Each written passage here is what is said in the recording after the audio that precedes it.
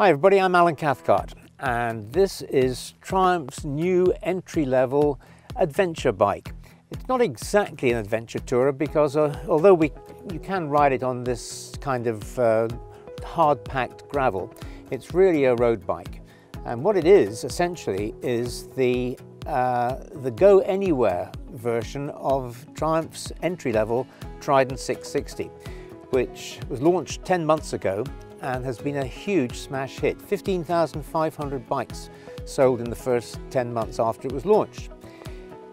However, there's a £1,200 price difference, more or less, between this and the Trident.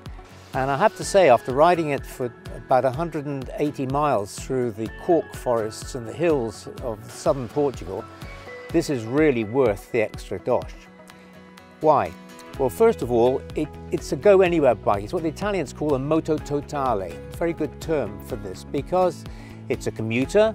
You're sitting relatively high up. You're looking straight ahead over traffic, over the roofs of cars.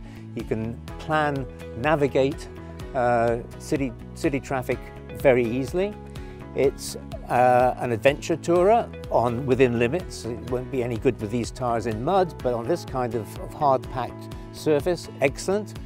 The extra height on the handlebars and the slightly wider bars give you great leverage. So we've been really carving corners in amongst the cork forests, and it's been so enjoyable but so easy to ride because of the extra leverage you get to send you through a succession of hairpin corners. Not only that, but it's a great two-up bike.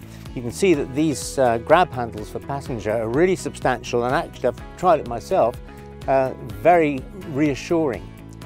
The riding position, as I said, is a little bit higher, but what they've done is they've narrowed the waist of the bike so that shorter riders, particularly women, will feel very much at home on this.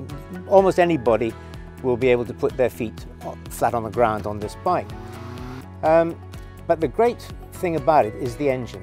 This is really a step forward. Triumph are pretty good at making three-cylinder engines. They've got more experience of it than anybody else in the world.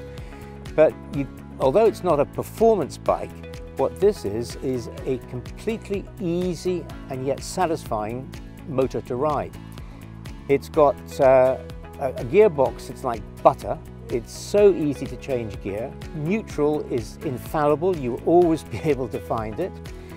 It has a flat torque curve that it'll allow you to pull away from under 2,000 revs in top gear without snatching the transmission. So that this is essentially Triumph's equivalent of a maxi scooter.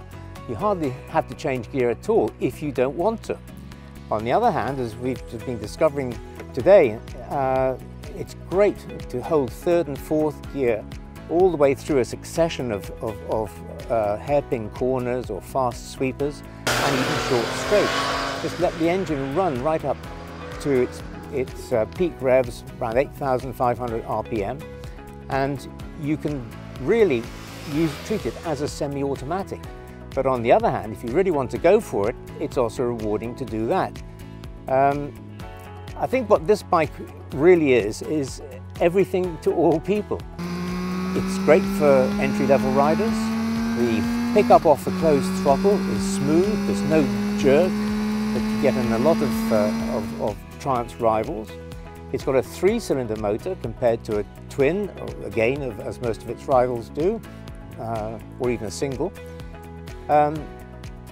So it has top-end performance, but because the power delivery is so smooth and linear, it's also very, very easy to ride gently. You can go through towns and villages in top gear and pull away smoothly at the end of the restriction, and you'll find that again it just rewards the smooth and effortless pickup of a closed throttle, from a closed throttle.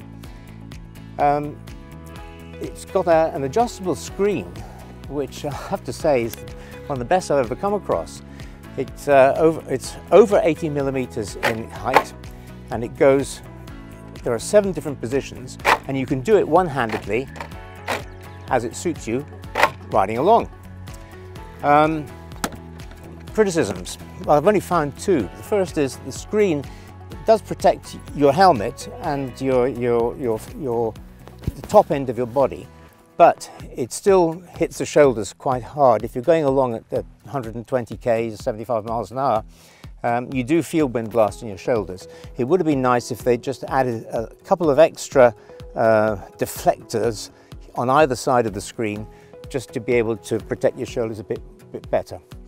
I think that the lack of cruise control is strange, because people using it for commuting, and that will include more experienced riders who want a go-anywhere bike that they can ride at weekends, go to the pub with, go to work on, they'll relish having a cruise control, and it's not even available as an option. What is available as an option is a power shifter. We didn't have it on this bike, but I can imagine again that would be a good bonus to have. What it has got on this one is heated grips, 3-stage heated grips.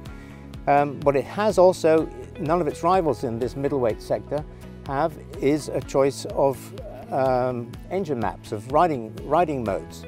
You can have either road, which we're using all the time in this lovely Portuguese weather, but there's also a rain map, which would again be very welcome for commuters, for newbies. This is a motorcycle that potentially has the ability to be all things to all people, and that means women and men. It means novice riders, first-timers, but also more experienced people, frankly, like myself. This is not a push out the car and give me a loaner, but I would be very happy to have this in my garage to use anytime, anywhere, any place. In between that, you'll find, I think, a lot of people will have this as their second bike because it's so flexible and so versatile. But most important of all, this really is one of the 2 models, together with the Trident, which is taking Triumph into sectors that they hadn't been recently. This is a new, an entry-level bike for all kinds of people, but it's also a motorcycle that will appeal to more experienced riders. A moto totale. So long.